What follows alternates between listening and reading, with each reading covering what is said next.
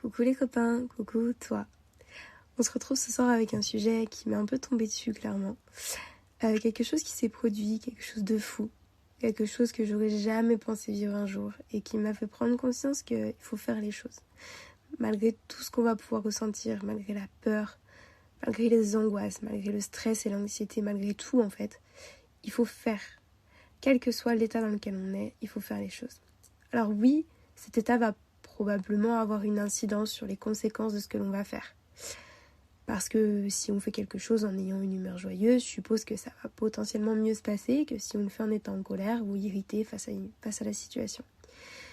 Mais je pense qu'il faut partir du principe qu'il faut quand même faire les choses. Il y a une phrase qui rythme ma vie depuis quelques années maintenant et c'est « Je préfère vivre avec des remords plutôt qu'avec des regrets ». Alors ouais, certains me diront que cette phrase est peut-être un peu bateau. Il me semble même que si je dis pas de bêtises, elle vient de Big Flo et Oli. Mais je suis pas sûre. Je dénigre pas, bien entendu. Mais voilà, je suis même pas certaine de ma source. Mais bref, en tout cas, cette phrase, elle est précieuse pour moi. Et je dirais même que je vous la conseillerais.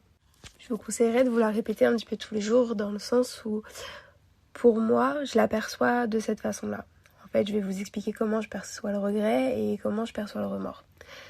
Alors les regrets, ouais, c'est chiant. C'est chiant quand même, parce qu'en fait, pour moi, un regret, c'est quand t'as fait le choix de ne pas faire quelque chose. Mais qu'au fond de toi, t'aurais quand même bien aimé le faire. Vous savez, un petit peu cette chose, juste, tu te dis tu l'as pas faite pour diverses raisons. Mais après, tu te demandes pourquoi, en fait. Et c'est là que vient le moment que je déteste le plus, vraiment, celui du regret de ne pas avoir fait quelque chose. Et du coup, au fur et à mesure où je me répète cette phrase, je me dis que en fait, c'est vrai que les remords, c'est potentiellement mieux. Un remords, pour moi, ça vient une fois que t'as fait la chose. Donc en fait, tu te dis, bah ouais, j'aurais peut-être pas dû, ou j'aurais peut-être dû le faire autrement, ou j'aurais peut-être pu essayer de cette façon-ci, ou de cette façon-là. Mais en soi, tu l'as fait en fait. Et pour moi, je vois vraiment ça comme une expérience en plus. Quel que soit le domaine, l'événement, le moment ou l'action que l'on a choisi de faire, bah c'est fait au moins. T'as forcément appris quelque chose. Alors qu'avec les regrets, on n'apprend rien. On se questionne, encore plus, car on ne sait pas en fait ce qui aurait pu se passer. Alors les remords sont principalement négatifs. En tout cas, je trouve que cette phrase est tournée pour mettre en parallèle deux sensations délicates et peu agréables. Mais on pourrait la transformer pour essayer de voir quelque chose de mieux. Moi, je pense que je la tournerais de cette façon-là. Il vaut mieux vivre des expériences que des regrets. En soi, c'est ça aussi. Sauf que les expériences peuvent être positives ou négatives. Mais dans tous les cas, il y a des choses à en tirer. Car chaque action amène sa conséquence et sa leçon. Bon, maintenant que tout ça est dit, je vais vous donner un exemple personnel qui m'est arrivé pas plus tard qu'hier soir. Pour poser un petit peu le contexte, il va y avoir 3 filles dans cette histoire, un inconnu et moi-même. Il va y avoir 2 lieux principaux à cette histoire, mais du coup le premier, donc on est en terrasse, dans un lieu qui s'appelle Le Bureau. C'est une chaîne de bar tapas restauration dans lequel on se trouve en compagnie de notre formateur, consultant, et des collègues de travail avec lesquels on a passé la journée car on était en séminaire d'intégration. On est clairement en after work, c'est mon anniversaire. Donc cadre professionnel, mais je suis beaucoup sur mon téléphone et je reçois des appels qui me font un petit peu quitter la table de temps à autre. Donc en gros, pour faire les présentations et la mise en place un petit peu de comment on est situé à table, je suis à droite d'Alice, qui est au bout de la table. Face à elle, il y a notre formateur. En face de moi se trouve Mathilde, et à gauche de Mathilde se trouve Laurie. On est les 4 du bout de table. On est vraiment excentrés. Mais en soi, à ma droite, si je dis pas de bêtises, oui c'est ça, à ma droite se trouvent tous les autres collaborateurs, donc on est une petite quinzaine. Et donc on est tranquillement assis, et là je parle tranquillement avec ma maman par téléphone, donc par message, et elle me demande si je suis de sortie. Bon, je lui explique que si elle veut, elle peut m'appeler. Donc là, je commence à sortir de table, elle m'appelle, et en me levant, je vois un inconnu sortir et s'accouder, je sais pas trop si ça se dit, enfin bref, se mettre un petit peu sur un espèce de présentoir extérieur.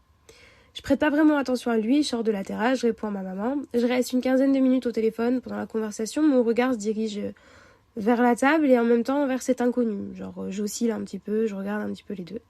J'ai l'impression qu'il est mignon, mais je prête pas spécialement attention.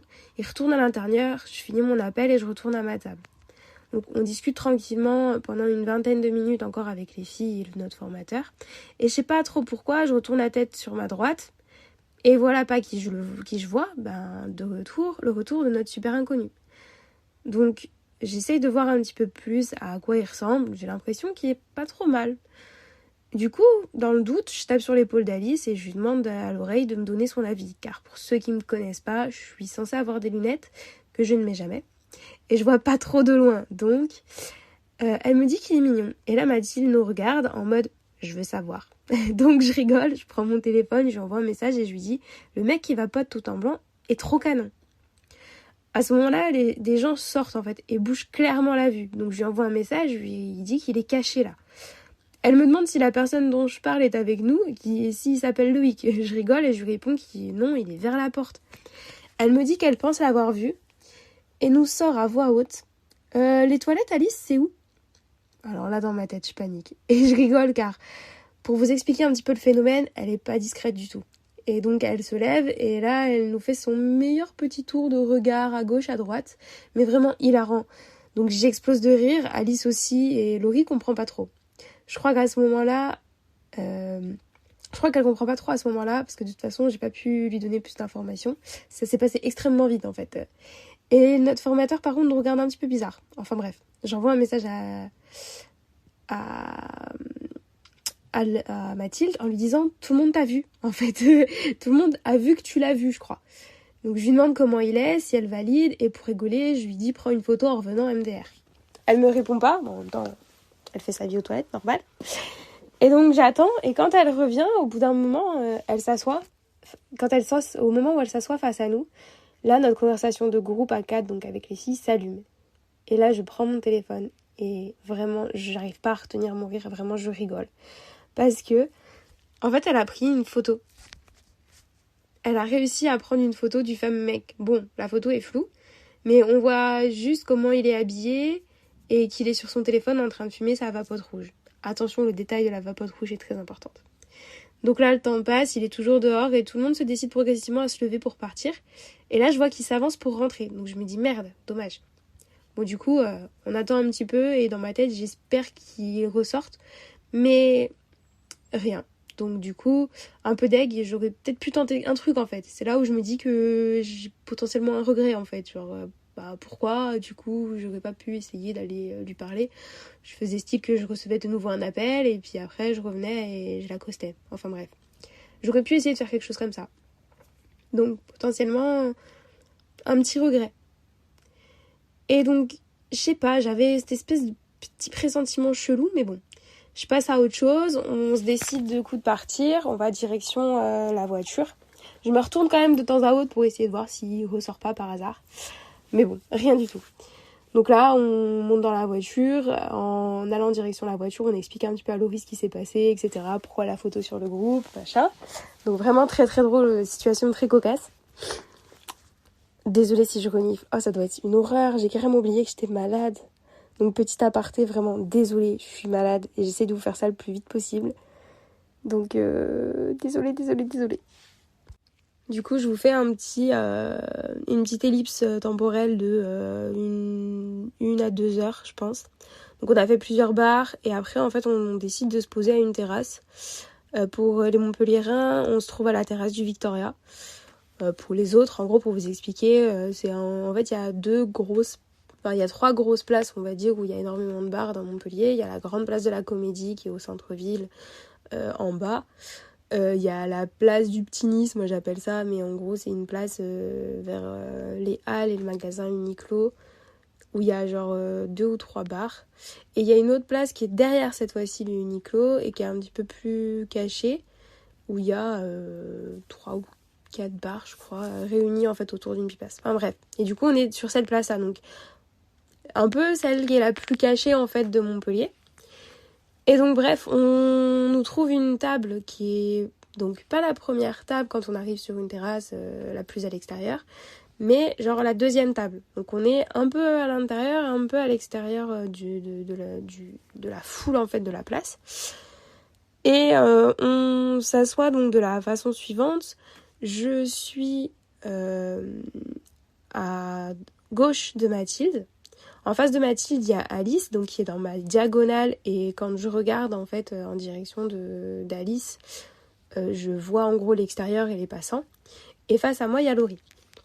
Là, du coup, on est que toutes les quatre. Et donc, on commande, on discute, et je sens que l'alcool et la fatigue commencent à monter, donc je prends mon téléphone, je rescrolle un petit coup, je réponds à mes derniers messages d'anniversaire. Et là, je sais pas. Donc, je pense que vous avez tous un petit peu deviné ce qui pourrait se passer. Je sens de nouveau un espèce de sentiment bizarre, et là, je lève la tête et je regarde en diagonale, mais je regarde pas Alice, je regarde directement derrière elle.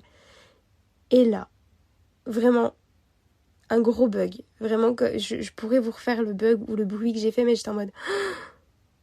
Là, vous imaginez tous, mes yeux s'écarquillaient, etc. Mais vraiment, je bug. Et là, la personne qui se trouve derrière Alice, c'est le fameux inconnu. Donc, même pause. Là, même moi, j'ai besoin de faire une pause quand je vous raconte ça. C'est que, à quel moment c'est possible ? À quel moment c'est probable de se dire que j'avais dans la tête cette idée de un petit peu de regret du fait de ne pas être allée voir cette personne. Et là, limite... Bon, allez, on va peut-être appeler ça le destin ou le hasard, ou on n'en sait rien, mais sur toute une ville énorme, sur énormément de bars quand même qui étaient ouverts. En plus, le match de rugby venait de se finir, donc en soi, les gens commençaient à quitter toutes les places, donc en fait, il y avait vraiment de la place abondante un peu dans n'importe quel bar. Il faut que j'arrive à tomber sur cette personne, genre que cette personne vienne en diagonale de moi, que je la vois en train de s'asseoir, et vraiment, ce petit sentiment, toutes ces choses-là, enfin... inexplicable, mais vraiment très très drôle. Et donc du coup, Alice, genre, me voit bugger. Mathilde aussi, genre vraiment, les trois me regardent en mode, mais qu'est-ce qui t'arrive ? Et là, je leur dis, mais vous me croirez jamais, mais c'est le mec du bureau. C'est vraiment lui. Et du coup, je commence à douter. Je me dis, meuf, ça se trouve, tu fais un gros blocage sur cette personne, alors que, ça se trouve, c'est pas du tout lui, quoi. Et je demande à Mathilde, parce que du coup, c'est Mathilde qui est à côté de moi. Et j'essaye d'être un peu près discrète. Et elle le voit aussi, vu qu'il est dos à Alice. Enfin, Alice est dos à cette personne, donc elle pourrait pas le voir, en fait. Et là, je demande à Mathilde. Elle me fait, mais je crois que c'est lui. Et là, du coup, je dis à Alice de regarder discrètement. Bon, on passera également sur la discrétion d'Alice. Mais donc du coup elle se retourne, elle le voit, elle me dit mais meuf c'est lui, et moi je dis mais putain c'est pas possible. Et au fur et à mesure donc son pote à lui, enfin lui s'assoit et son pote me gâchait un petit peu quand même, enfin me gâchait pardon, mais me bouchait un petit peu la vue. Et je leur dis, mais je dis, mais essayez de capter s'il a une vapote rouge. S'il a une vapote rouge, je suis désolée, mais une personne habillée totalement, donc pour vous expliquer comment il est habillé, c'est un pull blanc, un jogging blanc, donc un ensemble assorti, avec un espèce de petit, une petite pièce en cuir sur le bras gauche. Ouais, sur le bras gauche. Et une vapote rouge. Voilà, au bout d'un moment, avec autant de détails, tu peux pas avoir deux personnes comme ça qui se promènent dans Montpellier, enfin, c'est impossible. Et donc du coup, Mathilde, qui avait plus de visibilité que moi, elle me dit, mais oui, il y a la vapote rouge sur la table, c'est lui. Et là, je dis, mais les meufs, vraiment à 200%, c'est lui, quoi. Mais qu'est-ce qui se passe ? Comment c'est possible ? Enfin, et là, il y a Laurie, du coup, qui me dit, mais tu vas faire quoi ? Et je fais, mais je sais pas, genre, je commence à stresser. Et dans ma tête, je me dis, mais en fait, je peux pas ne rien faire. Vraiment, je me dis, c'est pas possible. Là, si je ne fais rien, c'est même plus un regret que je vais avoir, je saurais même pas l'expliquer. Et je sais pas si d'autres personnes ont vécu ce type de situation. Et je sais pas ce que vous avez choisi de faire au final. Mais j'espère que vous avez pris la même décision que moi. Parce que du coup, j'ai pris la décision avec les filles. Bien sûr, elles m'ont vraiment aidée. Elles m'ont donné énormément de confiance. Donc c'est vrai que c'est pour ça que je remettais aussi quand même un contexte. Parce que des fois, il va y avoir des moments où on va avoir plus facilité à faire les choses pour éviter d'avoir justement des regrets, mais parce qu'on va être bien entouré également. Et c'est vrai que c'est super important, l'entourage, parce que ça va nous donner un petit peu cette force, cette petite confiance qui nous manque des fois, parce que principalement quand on fait pas les choses, c'est parce que ou on en a peur, ou alors, je pense que c'est quand même principalement de la peur, mais il y a forcément quelque chose qui nous bloque, et qui vient forcément d'un sentiment. Donc voilà, là c'est vrai que les filles m'ont beaucoup aidée. Et Laurie vraiment m'a regardée et elle a sorti en fait ce mot-là du mais est-ce que tu vas pas le regretter si tu le fais pas ? Et franchement ça a fait un déclic dans ma tête. Et donc du coup genre je me suis un petit peu renfermée, je les ai laissés continuer leur conversation et tout.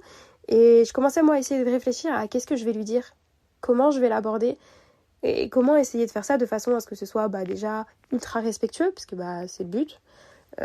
J'ai pas envie non plus de forcer quoi que ce soit, ou juste d'être chiante, parce que c'est toujours délicat d'aller accoster un inconnu, et surtout dans la société d'aujourd'hui, les 3/4 du temps, autant les filles que les garçons, c'est quand même délicat parce qu'on sait jamais comment on va être perçu par l'autre personne. Et donc moi je pars du principe que quand je vais parler à quelqu'un, j'ai pas envie de le déranger, j'ai juste envie au contraire que ce soit une expérience mutuelle plutôt positive en fait. Juste voilà, on s'échange 2-3 mots et on rigole et machin et c'est fini. Et si jamais on veut échanger un réseau pour se revoir ou reparler par la suite, pourquoi pas. Mais vraiment dans cette idée de bienveillance en fait. Et donc là, je savais pas comment aborder le sujet et comment lui expliquer aussi la situation totalement incroyable, très cocasse, qui se produisait, sans pour autant passer pour une fille bizarre, qui a quand même juste remarqué un garçon qu'elle trouvait relativement mignon dans un lieu, et qui arrive quand même à retomber sur cette personne 2 heures plus tard, dans un lieu totalement différent, en plein milieu du centre-ville d'une ville. Oui, centre-ville d'une ville, c'est bien dans une ville. Je suis vraiment désolée, il est tard. Et donc du coup, comment expliquer à cette personne totalement inconnue, sans lui faire peur, sans passer pour la plus grosse stalkeuse du monde, le fait que juste c'est une situation what the fuck. Et donc du coup, je réfléchis à ça, et en fait je me dis, l'alcool aussi me fait un petit peu dire en mode, je vais juste y aller au culot, en mode lui demander son Insta, déjà lui demander s'il est en couple, et s'il n'est pas en couple, pourquoi pas son Insta.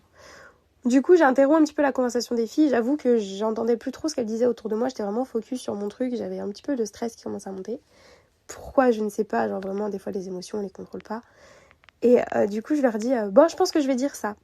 Et là, elles me regardent, elles rigolent, elles font, bon, non, on va essayer de tourner le truc autrement. J'ai dit, ouais, mais je vais pas lui dire quoi. Ouais, je t'ai vu au bureau. Et du coup, je t'ai trouvé mignon. Du coup, là, je te vois là et je viens de parler. Je savais pas trop comment aborder le truc. Et là, Mathilde, elle a trouvé une tournure de phrase que j'ai trouvée super top. Et en gros, elle m'a dit, non, mais tu vas le voir et tu lui poses la question, en fait. Tu lui demandes, est-ce que c'était lui qui était au bureau ? Et en fait, c'est pas con d'aborder quelqu'un... Désolée pour le vocabulaire. Enfin bref. Je vous parle vraiment comme à mes copains, mes copines. Je vais arrêter d'essayer de tourner les phrases d'une certaine façon. Mais en fait, c'est pas con d'aller aborder quelqu'un avec une question. On peut aborder quelqu'un avec un compliment, ça fait toujours plaisir, si c'est bien dit et pas trop lourd. Mais c'est vrai que d'aller poser une question, ça peut être cool. Genre, par exemple, si on trouve que quelqu'un est bien habillé dans la rue, pourquoi pas lui demander « Ah écoute, tu l'as trouvé où, cette veste, ce sac à main, ce pantalon, machin ?»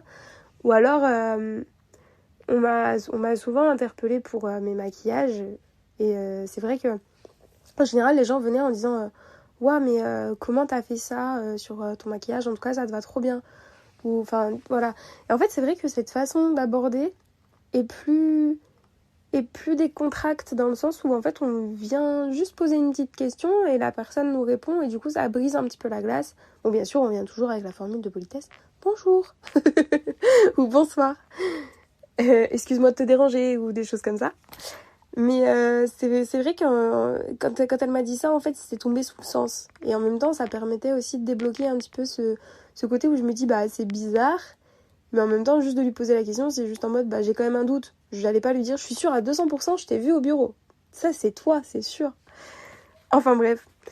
Et donc du coup, elles étaient en train de finir leur verre et tout. Et je me décide à dire, oui, de toute façon, j'irai, quoi qu'il en soit. Je ne veux pas avoir de regrets. Surtout que là, pour moi, c'était vraiment genre comme une seconde chance. Alors, c'est complètement absurde. Certains diront que c'est absurde. Mais voilà. En tout cas, au fin fond de moi, c'était une espèce de seconde chance bizarre que la vie me donnait. Et donc, à ce moment-là, en fait, Mathilde finit son verre. Et là, j'ai une bouffée de pression. Mais je sais pas pourquoi. Et là, du coup, elle se lève, on se lève toutes. Et elle commence à partir. Et donc, je m'avance en direction de leur table, de sa table à lui, parce que vraiment, en plus, il fallait passer à côté d'eux pour partir. Vraiment, j'avais pas le choix. C'était pas comme s'il fallait que je fasse un détour ou que ce soit. Non, vraiment, il fallait passer à côté d'eux. Eux, ils étaient vraiment à la table, dans la sortie, quoi. Et lui était à l'extérieur, côté extérieur, vraiment. Il fallait que je passe à côté. Donc là, j'avais deux solutions. C'est ou vraiment je passais à côté de cette opportunité, cette expérience que j'allais vivre, ou alors je sortais de ma zone de confort et j'abordais cette personne. J'ai décidé de sortir de ma zone de confort. Alors par contre, j'ai fait une action vraiment très drôle dans le sens où j'aime pas trop quand je parle avec quelqu'un j'ai pas l'habitude déjà d'être plus grand que la personne et je trouve que c'est un peu oppressant. Donc je sais pas pourquoi, je pense que l'alcool y a joué aussi. J'ai pris l'initiative de m'accroupir en fait. Genre je lui ai tapé sur l'épaule et je me suis accroupie et je lui ai dit excuse-moi de te déranger mais est-ce que t'étais au bureau ? Et là, il a souri, mais le plus beau sourire du monde, vraiment. C'était trop solaire, c'était trop drôle. Il a vraiment souri et il m'a dit oui. Et là, du coup, donc moi déjà, j'ai bugué face au sourire.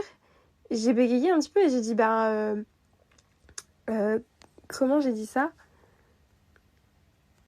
Je crois que j'ai bugué, j'ai vraiment enchaîné direct avec, écoute, est-ce que ça te dérange si on s'échange nos Insta, etc. Et là, j'ai vu le sourire changer et se transformer un petit peu en sourire gêné. Donc on sait tous ce que ça signifie, genre le langage corporel parle énormément. Et du coup, je vois son sourire changer et je lui dis « Ah, je comprends, je pense que tu dois être en couple. » Et du coup, il hoche un petit peu la tête en rigolant, donc je rigole avec lui. Et je lui dis « Mais vraiment, en fait, je suis vraiment désolée, mais la situation, le fait qu'on était au bureau tout à l'heure avec mes copines et que on te voit arriver, et il fait « Oui, j'ai vu. » Donc là, vraiment, dans ma tête, j'ai bugué, tout a bugué.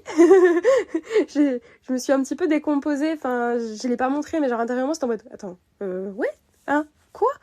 Comment ça, t'as vu quoi ? Et en gros, après, il m'a expliqué, parce qu'il a dû voir que je comprenais pas, et il a dit, j'ai vu quand on est arrivé, t'as parlé à tes potes. Je t'ai vu le dire à tes potes.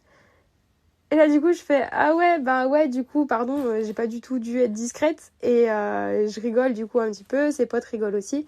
Et je dis écoute, en tout cas, passez une bonne soirée. Et je suis partie. Il me semble que j'ai rien dit de plus et je suis partie. Mais par contre, vraiment, le sentiment quand je suis partie. Alors oui, il y avait un petit peu de gêne parce que voilà. Mais déjà, j'ai été respectueuse et j'ai été contente de l'avoir fait. Parce que me connaissant, je serais partie de là en me disant mais en fait, ça se trouve c'était vraiment un signe du destin, t'es passé à côté de quelque chose, tu le recroiseras jamais, puis il aurait peut-être pu se passer ci, puis si ça se trouve vous auriez trop bien rigolé, puis ça se trouve tu serais rentré plus tard, puis ça se trouve... Non, je voulais pas que ça se passe comme ça. Et me connaissant, j'aurais fait plein d'hypothèses possibles. Et là en fait, le fait que ce soit passé comme ça, alors oui, j'ai pas forcément eu un Instagram, j'ai pas forcément eu même un prénom, j'ai même pas osé demander le prénom.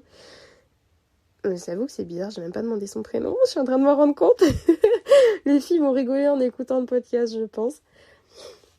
Mais bref, en fait, c'est le fait d'avoir fait ça. Alors déjà, ce sentiment d'adrénaline. Vraiment, il y a eu une poussée d'adrénaline, un ascenseur émotionnel vraiment trop fou. Et en fait, le fait de se dire j'ai été capable de le faire, c'est super gratifiant. Et ça fait trop plaisir, en fait. C'est savoir se faire plaisir à soi en osant faire des choses. Donc là, j'ai osé le faire, je pense, grâce un petit peu à l'alcool, totalement grâce à l'entourage que j'avais autour de moi et aux filles qui m'ont grave boosté. Mais il y a quand même eu une part de moi qui s'est dit, je me décide de le faire. J'ai quand même, moi, ouvert la bouche. J'ai quand même essayé de structurer un minimum mes phrases. Mais vraiment, ça s'est passé parce que je l'ai décidé et j'ai été tellement fière de l'avoir décidé. Et voilà. Et aujourd'hui, j'ai envie de partager ça avec vous qui m'écoutez, qui prenez le temps de m'écouter, parce que ça fait déjà 24 minutes que je vous ai expliqué un petit peu ce qui se passe. Enfin, ce qui s'est passé. Mais franchement, faites les choses. Et j'espère vraiment que vous ressentirez un jour ce que j'ai ressenti hier soir. C'est-à-dire ce sentiment de satisfaction, cette chose totalement agréable de se dire je suis pas passée à côté d'un moment de ma vie, j'ai pris le choix de vivre une expérience en plus, de potentiellement aborder juste quelqu'un en plus que je recroiserai potentiellement jamais. Bon, et encore, avec la chance déjà que j'ai eue là de le croiser 2 fois, peut-être que je le recroiserai un jour.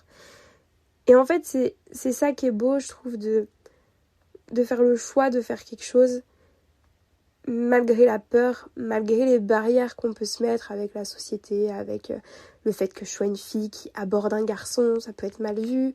Le fait qu'un garçon aborde une fille aussi, ça peut être ultra mal vu. Franchement, les gars, je vous comprends 1000 fois. Alors après, comme je l'ai dit tout à l'heure, il y a la façon d'aborder aussi qui va beaucoup entrer en jeu. Et je pense qu'aucune fille, en tout cas, je parle un peu personnellement, mais je pense qu'aucune fille viendra rembarrer vraiment méchamment un garçon qui vient se présenter gentiment.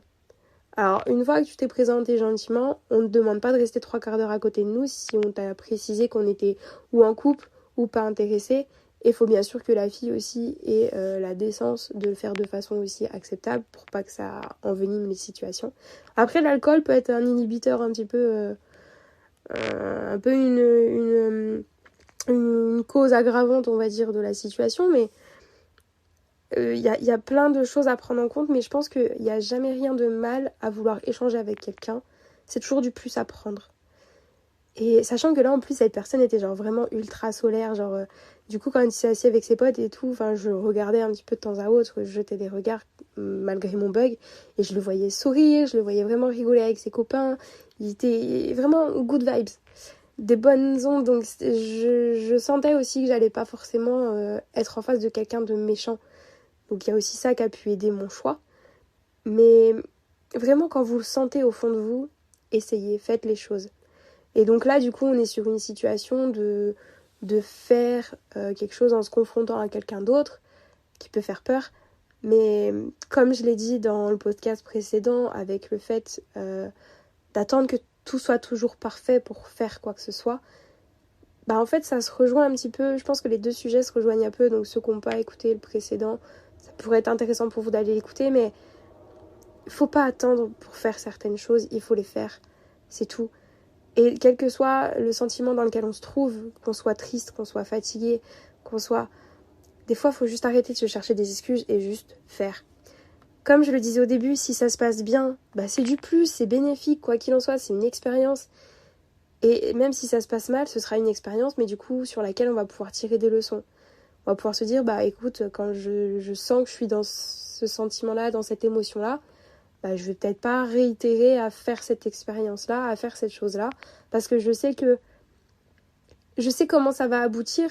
Du coup, j'aurai pas de regrets, parce que je connaîtrai la sensation qui va en découler, ou alors cette chose que j'ai trouvée désagréable. Donc du coup, j'aurai pas de regrets, parce que je connaîtrai, mais au moins j'aurais fait, et j'aurais pas de regrets.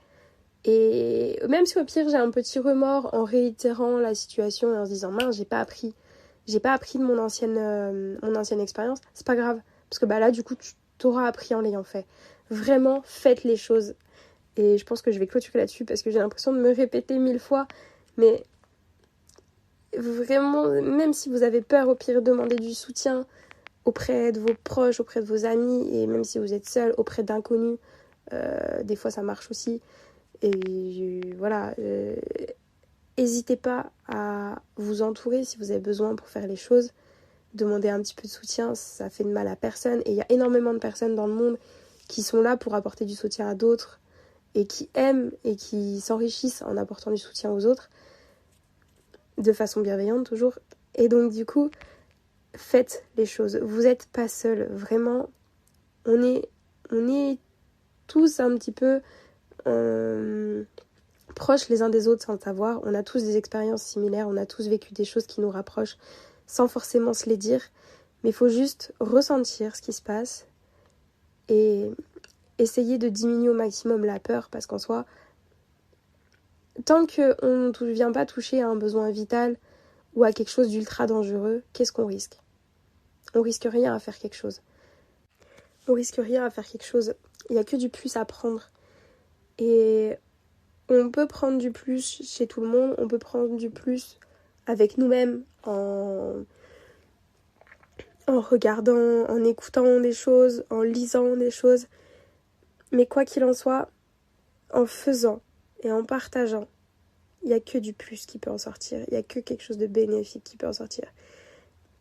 Et même si par malheur, malencontreusement, une petite once de négativité qui vient là au milieu, c'est pas grave. C'est pas grave parce que la vie est pas toujours toute belle, mais du négatif peut naître quelque chose de très beau. Je vais vous donner une deuxième citation dans ce podcast, je suis vraiment inspirée. C'est tiré d'un livre que j'aime beaucoup. C'est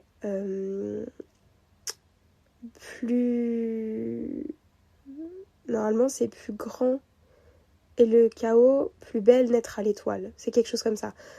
En gros, pour dire que, en gros, des ténèbres naîtra la plus belle des lumières.